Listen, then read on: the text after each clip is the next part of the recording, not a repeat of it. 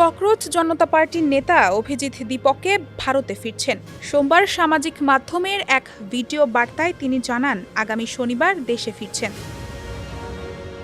তার এই ফিরে আসা মূলত এনইইটি বা নিট পরীক্ষার প্রশ্নপত্র ফাঁস কেলেঙ্কারির জন্য কেন্দ্রীয় প্রধানমন্ত্রী ধর্মেন্দ্র প্রধানের পদত্যাগের দাবিতে আন্দোলন গড়ে তোলার লক্ষ্যে।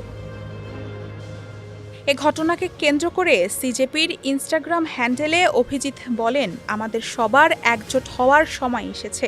সংবিধান মেনে শান্তিপূর্ণভাবে শিক্ষামন্ত্রী ধর্মেন্দ্র প্রধানের পদত্যাগ দাবি করব আমরা। সংঘবদ্ধ হয়ে আমরা জোরালো দাবি তুললে তারা তা শুনতে বাধ্য হবে। আর এমন তথ্য জানিয়েছে এনডিটিভি।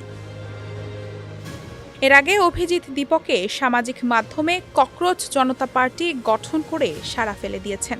বিভিন্ন বিষয়ে সরকারের বিরুদ্ধে জনমত গড়ে তুলেছেন তারা। তবে এবার আর সামাজিক মাধ্যমে নয়, সংবিধান মেনে গণতান্ত্রিক পদ্ধতিতে ময়দানে নেমে আন্দোলন গড়ে তুলতে চাইছেন তারা। সিজেপির প্রতিষ্ঠাতা অভিজিৎ যুক্তরাষ্ট্রের বোস্টন ইউনিভার্সিটিতে পাবলিক রিলেশনস বিষয়ে স্নাতকোত্তর করেছেন। ৩০ বছর বয়সী এই তরুণ পুনে থেকে সাংবাদিকতায় স্নাতক করেছেন।